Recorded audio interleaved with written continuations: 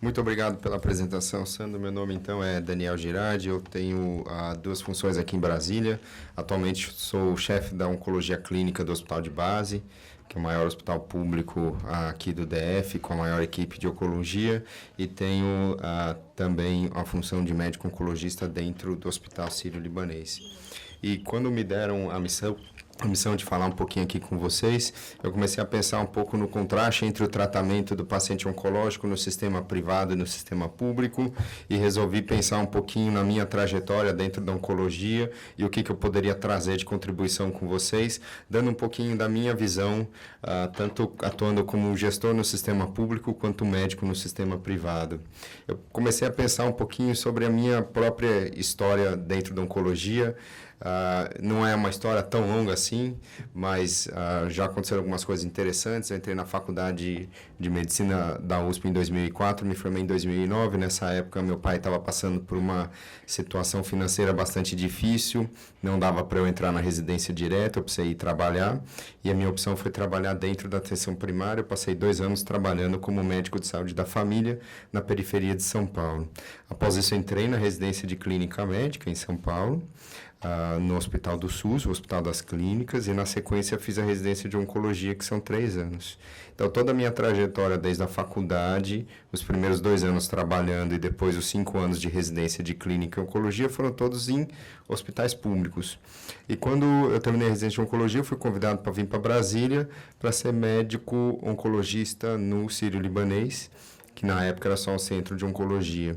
E aí, pela primeira vez na minha vida, eu estava trabalhando apenas na saúde suplementar. Em 2018, me chamaram para fazer parte do time de oncologistas do Hospital de Base. E nessa época, o Hospital de Base estava sofrendo bastante em relação à oncologia. Quando a gente chegou no Hospital de Base, isso foi em março do ano passado, então não tem muito tempo, a fila para atendimento dos pacientes oncológicos chegava a mais de 6 meses. O tempo entre o diagnóstico e o tempo para o paciente receber, passar pela primeira consulta. Nessa época, em março, a gente fez um mutirão, onde a gente começou a chamar os últimos pacientes da fila para atender. E eu fiquei bastante triste de constatar que os últimos pacientes da fila estavam todos bem. Ou seja, eram pacientes que estavam bem, que receberam uma cirurgia ou que tinham tumores pouco agressivos e que talvez nem precisassem muito do oncologista. Aqueles pacientes de fato que precisavam do oncologista já não estavam mais na fila. Provavelmente eles procuraram outro atendimento ou nem deu tempo de procurar um atendimento. E aí a gente começou a nossa luta dentro do Hospital de Base. Posteriormente eu virei chefe do serviço e a gente começou a lutar um pouquinho para melhorias dentro desse hospital. E hoje a minha carga horária está dividida na metade. Eu tenho metade da minha carga horária dentro do SUS e metade da minha carga horária na saúde suplementar. Isso dá para mim uma visão bastante interessante sobre as dificuldades que a gente tem dentro do SUS e de como que a gente poderia melhorar um pouquinho isso. Eu vou trazer alguns dados repetidos dos colegas do Eduardo e do Carlos, mas com o ponto de vista de alguém que está realmente na linha de frente. E a característica de trabalhar tanto no sistema privado quanto no sistema público mostrou para mim os grandes contrastes que existem nessas duas maneiras de tratar o paciente. Então, por exemplo, quando a gente trata um câncer de rim na saúde suplementar, a gente tem um monte de tratamentos disponíveis, que são esses daí, que tem muito a ver com a aula que a gente acabou de ter, de terapia-alvo, de terapia de precisão, e com a aula que vai ter em seguida de imunoterapia. Quando a gente vai para o SUS, a nossa opção é uma só, é o Pazopanib. E isso na minha realidade aqui de Brasília. Alguns serviços do Sistema Único de Saúde não tem nem isso. Quando a gente está falando de melanoma na saúde suplementar, a gente tem, de novo, várias opções de tratamento modernas. Imunoterapia, terapia-alvo.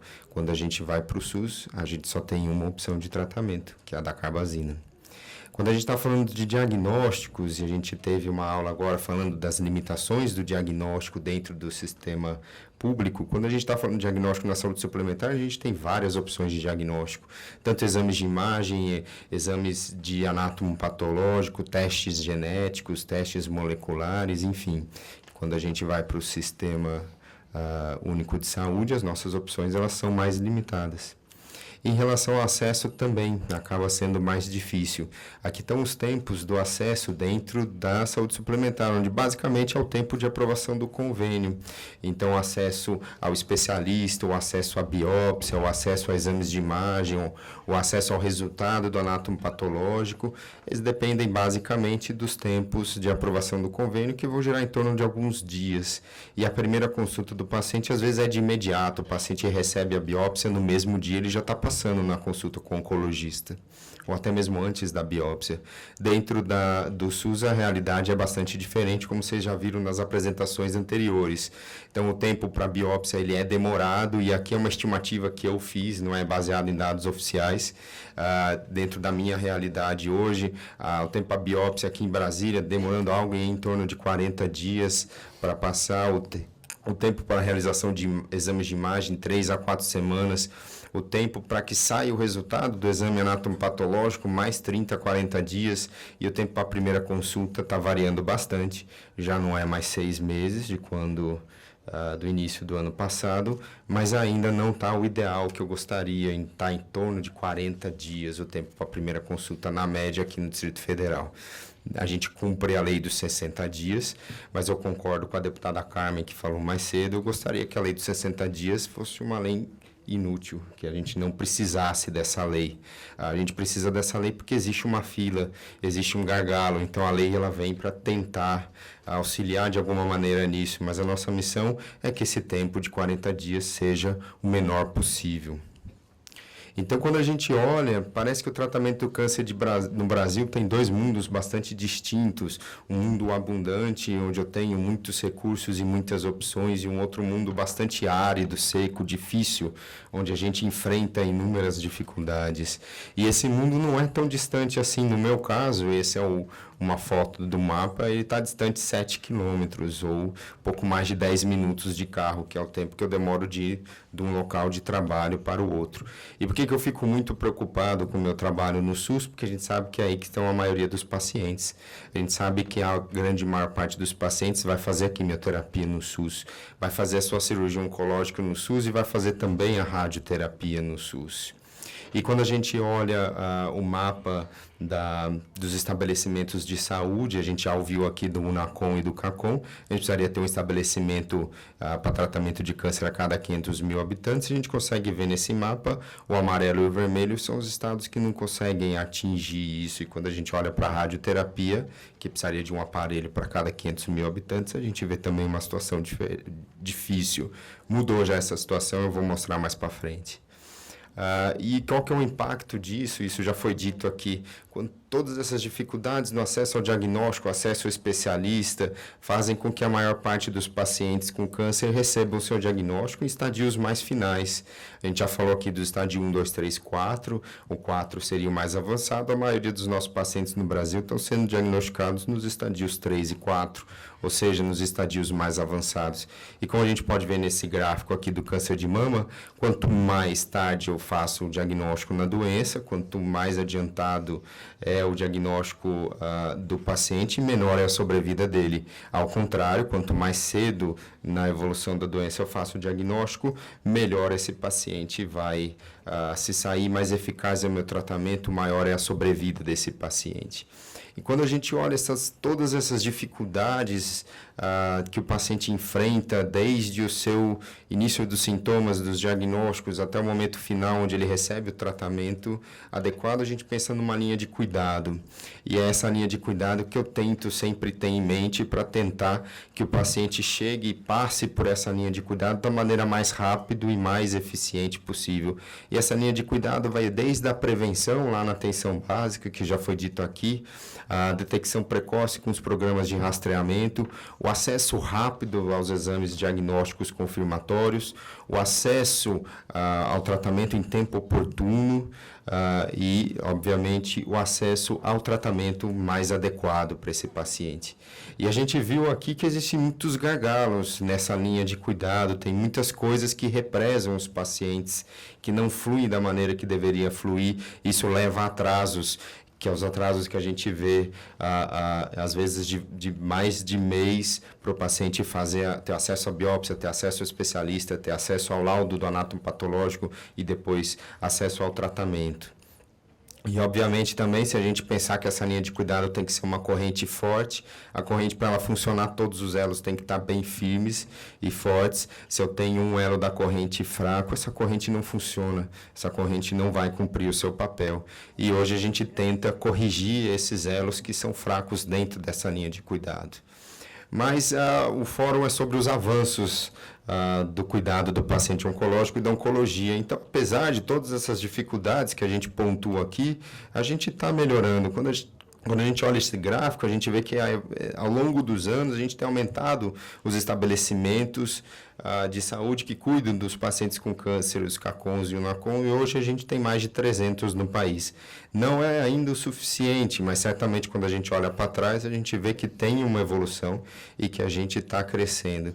Quando a gente olha esse gráfico que mostra a porcentagem de incremento de quimioterapia e de radioterapia de acordo com as regiões, a gente vê que está aumentando também. Mais pacientes estão tendo acesso à quimioterapia, mais pacientes estão tendo acesso à radioterapia nos últimos anos. E quando a gente olha aqui os números de equipamentos de radioterapia disponíveis no país dentro do Sistema Único de Saúde, a gente vê que também está aumentando. Então, ao longo do tempo, a gente vem conseguindo, aos poucos, aumentar e ter mais oportunidade de acesso para os pacientes. E agora, com o programa de expansão da radioterapia e os convênios, esse mapa do Brasil começa a mudar aqui e eu começo a ter mais áreas verdes e menos áreas amarelas e vermelhas. E como que a gente pode enfrentar esses gargalos e fortalecer essa corrente de cuidado do paciente? Quando a gente pensa ali na prevenção, isso já foi dito aqui, obviamente a gente precisa fortalecer o SUS, a gente precisa fortalecer a saúde da família. Eu tive uma experiência de 2 anos como médico de família, foi uma experiência bastante rica e é um local fundamental de atenção ao paciente oncológico. Aí está a chave da prevenção e também o acesso a vacinas. Quando a gente está falando da detecção precoce, a gente está falando das estratégias de rastreamento populacionais com Papa Nicolau e mamografia. E aí a gente lembra do mês que a gente está agora, que é o Outubro Rosa, que visa justamente conscientizar a população sobre a necessidade do rastreamento do câncer de mama com o uso da mamografia. E por aqui passam políticas públicas também de maior acesso às mamografias, de maior disponibilidade de aparelhos, etc. Quando a gente está falando aqui de acesso aos exames confirmatórios, aí a gente lembra da palestra do pessoal do TCU com todas as dificuldades de acesso aos exames diagnósticos que eles identificaram no Brasil. E aqui realmente a gente precisa criar um acesso melhor aos exames de imagem, um acesso mais rápido, mais ágil aos exames de biópsia, que esses laudos de biópsia saiam mais rápido, que tenha uma valorização do médico patologista e dos serviços de anatomia patológica, uma alteração do sistema de remuneração desses serviços para que a gente possa melhorar isso. E eu acho que o TCU foi muito feliz no seu diagnóstico e nas suas proposições. Quando a gente está falando de acesso ao tratamento oportuno aqui, que eu acho, eu tento pensar como eu posso contribuir em todos os cenários, mas aqui é onde eu tento me concentrar bastante, nesse e no próximo, pelo fato de estar na chefia de um CACON hoje aqui em Brasília. Então, eu tento de todo jeito melhorar o acesso da população aos CACONs e UNACONs. Aqui em Brasília a gente tem 3 estabelecimentos de saúde, é insuficiente para a nossa população de mais de 3 milhões de habitantes. Se a gente pensar que o entorno de Brasília também depende dos estabelecimentos de saúde do DF para receber tratamento, a gente está falando de quase 4 milhões e meio de pessoas e a gente tem só 3 estabelecimentos de saúde. Ou seja, é insuficiente aqui no Distrito Federal, a gente precisa tentar melhorar o acesso da saúde a esses o acesso da população a esses estabelecimentos de saúde. E no final, meu último slide é tentar mostrar o que a gente tem tentado fazer nesse sentido. Obviamente, o programa de expansão da radioterapia também entra aqui no acesso do paciente a um tratamento em tempo oportuno. E quando a gente está falando de acesso a novas drogas, aqui a gente poderia passar uma tarde tarde inteira falando só sobre esse tema aqui. Aqui realmente tem muita coisa para discutir aqui. A gente viu, e eu mostrei nos meus primeiros slides, a diferença de acesso a medicações no SUS e na saúde suplementar. Isso é uma discussão bastante complexa da incorporação de novas tecnologias. Obviamente, essas tecnologias têm que ser avaliadas por órgãos competentes. No Brasil, a Conitec faz esse papel. A gente precisa ter uma discussão ampla na sociedade. Os medicamentos são caros e o orçamento ele é restrito. A gente tem que discutir quais são os remédios que a gente vai incorporar, quais não vai incorporar, porque não vai dar para incorporar tudo. A judicialização entra aqui como uma maneira do paciente ter acesso, com todos os problemas que isso pode gerar. Obviamente, o custo das medicações oncológicas também estão cada vez mais caras, isso é motivo de congressos inteiros para falar sobre isso. O risco compartilhado foi mencionado aqui, é uma estratégia de tentar incorporar novas medicações e, obviamente, a pesquisa clínica também entra aqui como uma oportunidade do paciente ter acesso a novos tratamentos, a formas inovadoras de se combater o câncer. E aqui falando um pouquinho de custo, o custo dentro do paciente oncológico, ele é bastante caro, é um tratamento custoso, envolve tecnologias pesadas, cirurgia, radioterapia, quimioterapia. O custo vem aumentando muito nos últimos anos. Eu tinha acesso aos dados de 2016, de mais de 3 bilhões. Hoje eu fiquei sabendo que já está passando de 4 bilhões o custo do tratamento do paciente oncológico, tanto ambulatorial como internado dentro do SUS. Então, só concluindo aqui, a gente enfrenta, sim, muitas dificuldades, os gargalos, eles existem, e os elos da corrente ainda estão fracos, porém a gente está melhorando. O SUS tem um papel importantíssimo dentro da linha de cuidado do paciente, nas suas mais diferentes esferas, tanto na atenção primária, secundária como terciária. A gente tem que pensar nisso como um todo. Não dá para pensar em tratamento no paciente oncológico como só o acesso dele à quimio, à rádio ou à cirurgia. Tem toda um elo e uma linha de cuidado por trás disso que precisa funcionar e ela precisa fluir da maneira mais rápida possível. E aqui só falando um pouquinho, aqui como uma experiência pessoal como gestor do hospital de base, a gente tenta intervir um pouquinho nessa linha de cuidado todo, tenta melhorar. O que eu mais faço hoje é brigar com a direção do hospital e pedir coisas para a gente tentar melhorar um pouquinho. A gente conseguiu algumas vitórias importantes. A gente subiu de 7 para 34 oncologistas nesse 1 ano e meio. A gente conseguiu aumentar o número de ofertas de primeira vaga dentro da oncologia do base. Hoje está em 130, a gente já ofereceu mais de 400 vagas por mês. Hoje a gente só consegue oferecer 130 porque a gente chegou no teto da nossa capacidade. A gente não consegue mais do que isso. A gente conseguiu organizar o centro cirúrgico, a gente conseguiu melhorar o nosso parque tecnológico e melhorar o acesso às tomografias, que antes demoravam muitos meses.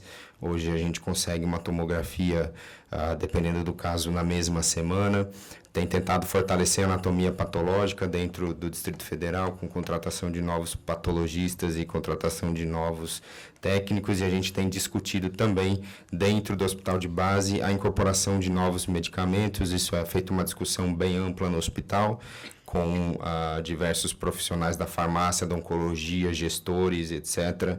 E a gente conseguiu incluir 3 medicações que não eram disponíveis para os pacientes com câncer e agora passam a ser disponíveis.